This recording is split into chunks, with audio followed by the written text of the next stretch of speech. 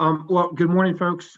This is the Colorado Oil and Gas Commission sort of Friday, 10 a.m. check-in with each other. We're doing this in compliance with Colorado's open meetings law. We don't have an agenda for these meetings. It's just a touch base with commissioners to see if there's anything we need to be talking about. I'll go first and just sort of, and by way of a reminder, the financial assurances informational docket, folks, is going to populate itself on Monday. We are due the 10 pagers from our stakeholders. I've been having discussions with folks. I think folks are excited to share information with us. We should get all that on Monday, the 15th, and then we've got about 2 weeks. If everybody could mute if you're not talking. Thank you. We've got about 2 weeks after that to go over the informational docket, and then on March 31st, we will have a stakeholder meeting that'll give commissioners on a dose of diuretic that we can continue that's oral right now. So we still have, I would say, at least 4 days. I think that's Angelica. Reach that stable point. Angelica, thanks. Thanks, Angelica. Okay. Anyway, on March 31st, we'll have a stakeholder meeting. We invite all of our stakeholders to that meeting. And, I don't think we sort of formalize that in terms of exactly how we'll run that, but my anticipation is that it would give commissioners an opportunity to chat with stakeholders about elements they may have brought to bear in their financial assurances informational docket. It'll give a chance for discussion to further flesh out issues, all in the vein of doing a hopefully a good job of starting to hone in on what are some pathways toward financial assurances for commission. So that's kind of the update on terms of where we are. I know some folks have wondered, well, when are you going to turn on the actual for real rulemaking? And I think we don't know the answer to that because we're still, I think that will be answered as we look at what we've been informed about and as we get up to speed on this. So I think the next couple of weeks are going to be critical for commissioners to get up to speed on the docket information that is provided to us. I know we've all been reading and having discussions with folks about some of the work that was done in 2018 and other models that may be out there. And so that's kind of where we're at with regard to the financial assurances docket. Commissioners, I can just give you a heads up. I've populated the local government round 2 docket, and that will be the 24th. And we've got 4 local government people that are going to come and talk to us. We heard on Wednesday from CCI and CML kind of 30,000 foot, and now I think we're going to get down into the 5,000 foot level. I'm excited to have 4 different communities come and speak with us about that. So that would be a couple of hours on the 24th. We held an executive session around the concept of amending the MOU with Weld County. I plan on forwarding to Weld County a proposed draft and look forward to continued discussions with that community about our intergovernmental relationship. Those are the things that I have to report on this morning. I don't know, do we want to go around the table? Do other folks have things to report in on or items we want to discuss about amongst each other or not? This can be short. Commissioner McGowan, Karen, it's a Friday. I can call you Karen. Friday, you can call me Karen. Thanks. So I just had a couple of things that I wanted to bring up from our last meeting. So I did catch up with Dave Andrews, and he graciously said that he had the capacity and the willingness to kind of do a TED Talk 101 geology in Colorado oil and gas development. And we were thinking maybe sometime in the April timeframe. I need to talk to Julie about what that looks like for the schedule and staff capacity and where that might fit in. For the financial assurance piece, and I don't mean to bring this up late, and I know that there's some folks listening. I am interested in learning more about blanket bonds. I've been asking some questions. I've been doing some research and trying to really understand when blanket bonds might be useful and why they're used. And so if folks are still working on their comments and what they're submitting, I would be interested in learning a little bit more about that. And the other really technical thing that I would be interested in understanding is, and Julie, I don't know if this is something that our staff can answer, or perhaps the people who are submitting comments. So I watched the carbon tracker presentation on YouTube, and they were talking about the differentiation in cost to plug wells based on the depth of them and or the complexity, that perhaps a horizontal well is more expensive than a different kind of well.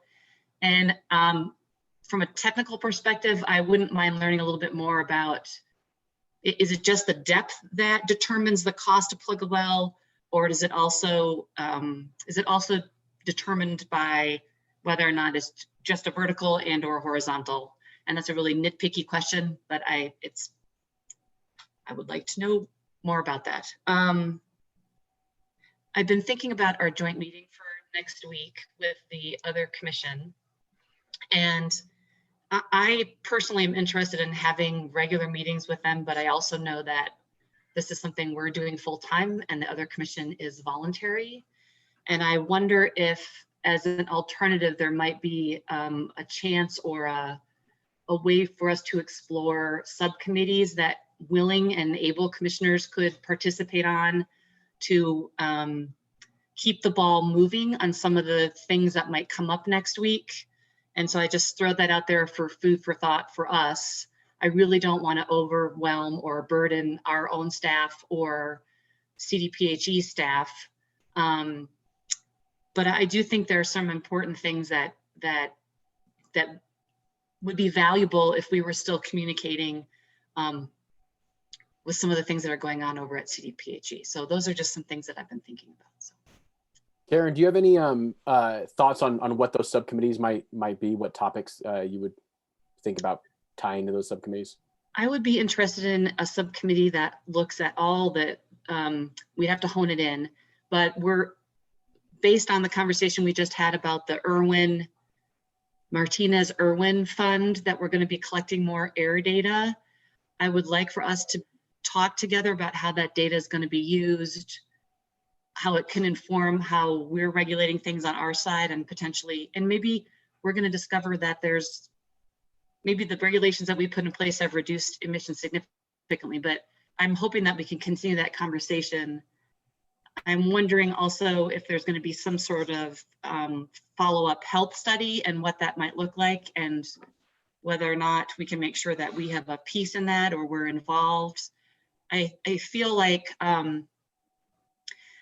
we have folks who come and testify to us about things that I'm not sure are exactly in our sandbox or should be over at air quality's sandbox, or maybe we could work on them together. So for example, there were a lot of questions about liquids unloading.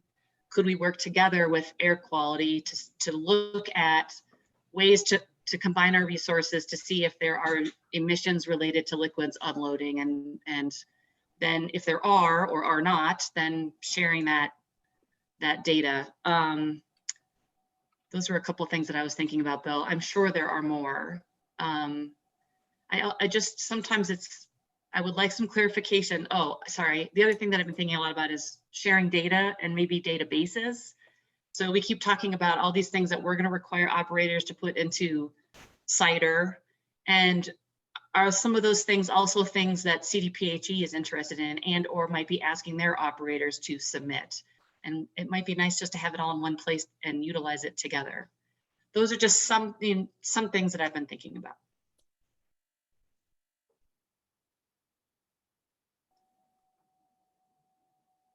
Sorry, I had to step away for just a second to take a call. Do we need follow-up from Director Murphy on any of that, or have you been so apprised? Are you good? Thumbs up? Chair, I would put a lot of that in kind of how do the commissioners want to do their business? Like, I'm happy to support you all in terms of developing committees and engaging and kind of that space of these different components, I think it's going to be an ongoing conversation, long story short. And I think, Karen, thank you for flagging it. This conversation about how we better integrate our work with that of Air Pollution Control Division and the Air Quality Control Commission is important. And we've made huge strides and there's much more to be done. Agreed. And I'm also just trying to be really cognizant that I know people's time and resources are limited, and we have the advantage of this is what we are doing full time. So I want to be really careful about that as well. I think it does make sense though to have that additional coordination, and maybe we can put some additional thoughts into that over the next few weeks and see what that looks like. And I like the idea of subcommittees that perhaps can have conversations like this in a little less formal setting, and just talk about things, because one of the things I'm realizing as we're rolling into this joint meeting next week is it's structured very formally, and so it may be helpful to have opportunities to engage with the commission in a less formal manner as well. And maybe that means that we have to invite them to our meetings in order to be less formal, because they have a certain structure that they have to abide by. I did have a couple other questions if we're done with this topic. Go ahead, John. Just trying to understand a little better kind of this informational docket around the upcoming financial assurance rulemaking. And so are these submittals that coming in on Monday? Jeff, you had said 10 pages. I thought there were 5 pages. Is it 10 pages? So we're going to get quite a bit of information, huh? I'm pretty sure we said 10, and The I'm 10. pretty sure that folks that I've talked to said 10's not enough. Okay. So, So there's a lot of information coming in, which is good. And then, I'm comfortable with the amount of time between then and the 31st as far as reading that information and absorbing that information.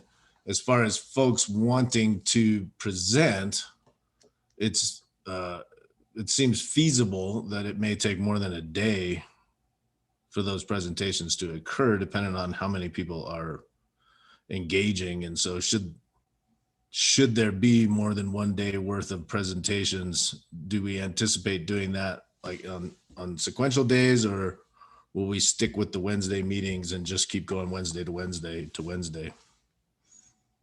If Dr. I can, Murphy? thanks. Yeah, so I've been working with the hearings team to make sure that as soon as we get those submittals on the 15th, we're in a position to evaluate who wants to participate, who wants to present, how much, and kind of that time frame. And then with that information, we're better poised to evaluate how much hearing time we need.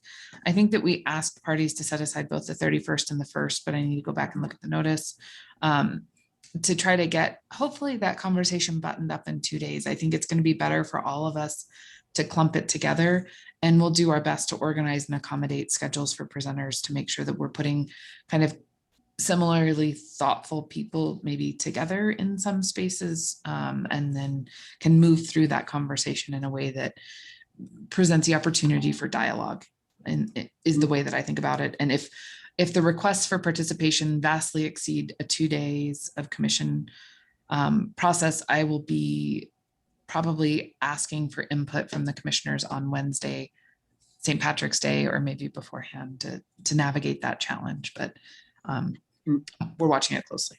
Okay. And John and Julie, I mean, from my perspective, I'm kind of waiting, at least as one commissioner, I'm kind of waiting to see what we receive before we make decisions about, are we doing presentations, or are we doing a Q&A, or are we lumping into different subject matter groups, or what are we doing? I mean, I don't want the public that may be listening in to think that we sort of solidified what the 31st is going to look like yet, because I think we really need to get a sense of what it is that we receive on Monday, go through that, and then, maybe like next Friday, the 19th, we have a discussion amongst ourselves after we've had a chance to sort of look at this initial work product to sort of say, okay, I'm sort of thinking we need to do it this way or that way. That makes sense to me. Yeah, I like that plan. I just had a couple of just super quick updates if we didn't have anything else for other people. Yeah, I think you're up, Bria. Go for it. Just that I'm working on the questions, at least for us commissioners, on the interim and final reclamation docket. And I just wanted to double check too with, knowing that this conversation that we just had may affect the timing of, these other informational dockets. And so it can just definitely wait. But I just wanted to check in with Bill in particular on the surface use, if you are targeting a particular date, or you're kind of being flexible and waiting and seeing, or? So I before you got on, before we all got on this, I just mentioned that with the March 31st date of potential presentations for financial assurance and potentially a follow-up that following week, depending on how all this goes, pretty fluid right now. I've kind of pushed that target date to April 14th. Okay. And so, that would put, you're currently scheduled at 4/21 for the interim and final. I would have no objections to doing it that date, or to push it to the following week to make sure that, we're not putting any pressure on staff and on the presenters, who are likely going to have some overlap with both that topic as well as the financial assurance topic. So Okay. That's kind of my thoughts on the matter. Okay. Yeah, that's great. And that sounds fine. I'm totally flexible, and, would definitely look to Julie and staff to see, what makes the most sense with respect to kind of how these other things are shaking out. And, but I am going to try and get you guys some questions later today to just for you all to reflect on, and then we can just determine based on that whether we need or how to further build out the agenda for that docket. But obviously there's a lot of time. The other thing I just wanted to mention is I think at least all of you knew that I was intending to go help out my folks next week, and my schedule was all up in the air. But now with this big, huge storm, I've made all sorts of alternate arrangements. So now I'm going to be around for everything next week. So yeah. And then the last thing was just, the document that we worked on in our work session with respect to collective goals for next year. I made a couple of last updates just as we were getting off the call, and just wanted to draw that to your attention so that you all could take a look and add anything further to that, since we're all kind of building out our own individual forms. So yeah, that's it for me.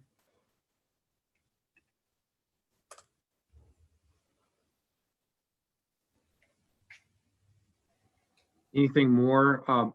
Bill, you haven't had a chance, you had a teeny chance to speak up about something, but did you have anything more to add at this point? No, nothing additional, Jeff. Thank you. Julie, anything to add? Sure. One question. I did talk to Dave Andrews, Karen, about the Geology 101. And in looking at the calendar, we had actually been thinking about the 4/14 date, but maybe we pull that forward to 4/7. But then if we want to go along on financial assurance, I'm just kind of trying to think, do you want two separate topics on the same day? Or should we shoot for 4/7 for geology? What works best for your staff? I think that's Yeah. I mean, Dave said our staff. our staff. Maybe I won't paraphrase Dave's very thoughtful delivery of it in my very cavalier way. But he said, please in April. So, Maybe he'd prefer the later April date. yeah, maybe if you can wait till the 28th, maybe that lets the schedule play out, and it lets kind of a single conversation take place on each day. And if we need a little more time on interim and final reclamation, we could flip Geology 101 and do that on the 21st, and then do interim and final reclamation on the 28th. 28th. Okay. Great.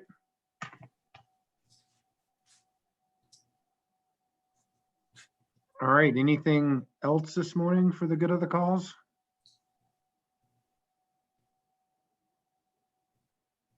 I hope everyone has a good weekend and enjoys the big snow. Jeff, you may not get any down there, but It's sunny. I'm gonna go for a bike ride. It's crazy.